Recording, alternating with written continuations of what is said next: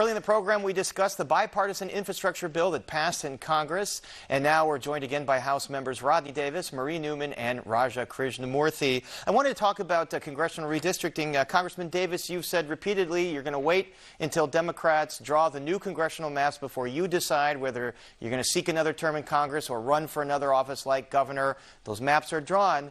What's your decision? Well, they're not law yet, Paris. The governor still has to sign them. That's fair.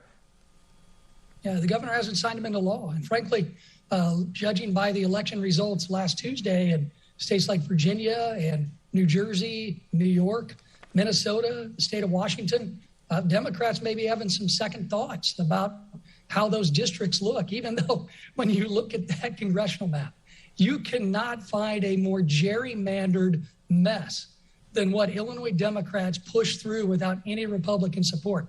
And even they cannot draw suburban districts that are going to guarantee Democratic wins. If I was a Democrat sitting in the suburbs of Chicago or the Collier counties, I'd be very concerned with the districts that were drawn, even in that gerrymandered map. Do the results this week, Congressman, make you lean toward running for Congress again then? Again, I'm waiting until the maps are actually law. There's one thing I've learned serving in Congress now 9 years and representing the city of Springfield in the state capitol. I don't trust Illinois Democrats to actually follow through. So when it's signed into law, I'll make my decision because we'll know what the battlefield looks like at that point in time. All right, we will await that. Congressman Krishnamoorthi, what about that Democrats did not perform well in Virginia? They lost the governor's seat. They lost some other seats in that state. Does that portend bad things for the midterms? And are districts like yours perhaps up for grabs? Well, I don't take anything for granted, but I think the message from those elections was loud and clear, which is get something done. And I'm very happy that we did just that late on Friday night, almost solely on Democratic votes, by the way. And I think, I think that the voters want that infrastructure bill. They want other items that are on the agenda as well. And I just don't think they want a party that just stands for no infrastructure, no child care tax credits, no universal pre-K, no workforce training. I think they want a party, they want candidates and individuals who want to get things done. And that's what I'm going to seek to try to do going forward. Congresswoman Newman, there are reports that you were unhappy with the process carried out by Illinois Democrats to redraw the maps because they did not draw you a very favorable one, to the point where you had supporters call some of these leaders to influence them. Is that true?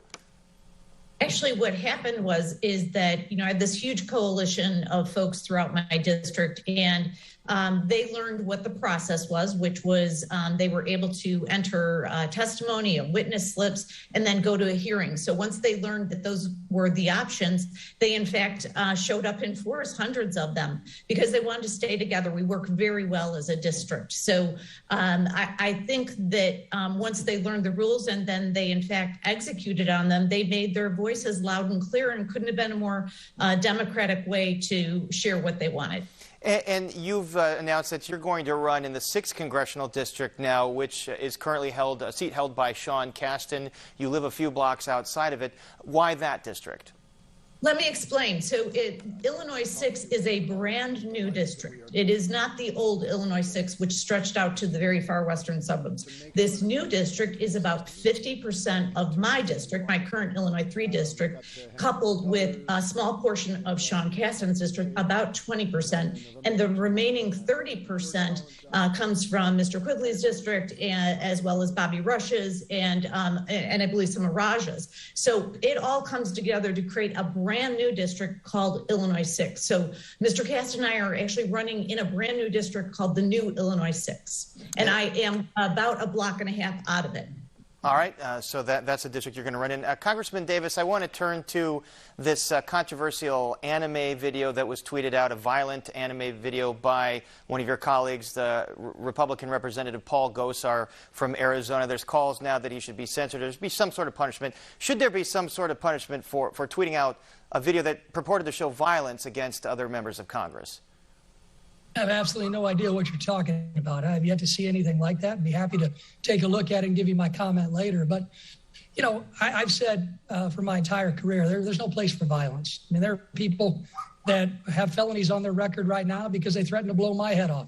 I ran from bullets on a baseball field and watched my friend Steve Scalise and others get shot just a few years ago because some crazed individual decided to scream healthcare while he was firing at us because he disagreed with us politically.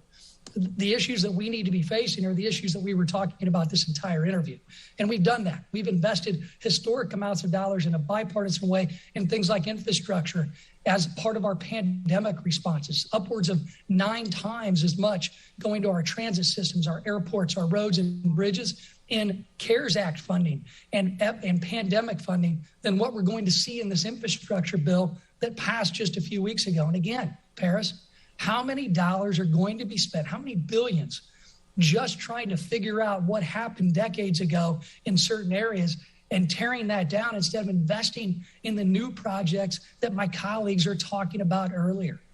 Congresswoman Newman, I'm getting back to that violence issue. Congressman Davis mentioned running from bullets on the baseball field. You've faced some pressure from the Republican Marjorie Taylor Greene. There's been calls to Republican Representative Fred Upton in Michigan threatening murder.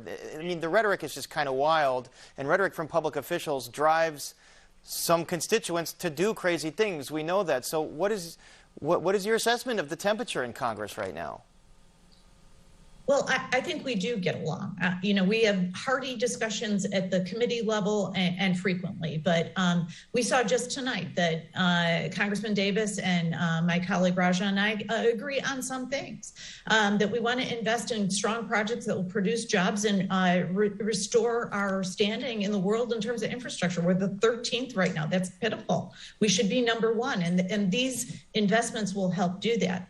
I think that there are very effective discussions that happen all the time. And sometimes it's in the tunnel, sometimes it's having coffee. But those aren't the things that the media likes to report on all the time, right? They like the drama. So tensions do run high. But overall, I think that we have good discussions and we learn from one another. So I'm not as pessimistic as many. I'm more optimistic that we can continue to have good discussions and probably strong debates and sometimes raise voices, but we get there. And Congressman Krishnamoorthi, I want to ask you, there are more subpoenas today issued by the January 6th Select Committee. There's that subpoena that's a criminal referral now to the Justice Department for Steve Bannon. Do you believe these subpoenas will be enforced and criminally enforced by the Justice Department in the case of Mr. Bannon? I hope so. I think that, for instance, Steve Bannon needs to be able to testify. He needs to produce documents. The grounds on which he is objecting to coming before Congress are so flimsy. Namely, he's claiming executive privilege, even though he was not an employee at the time of supposed privileged conversations with the president. He was not an employee of the government.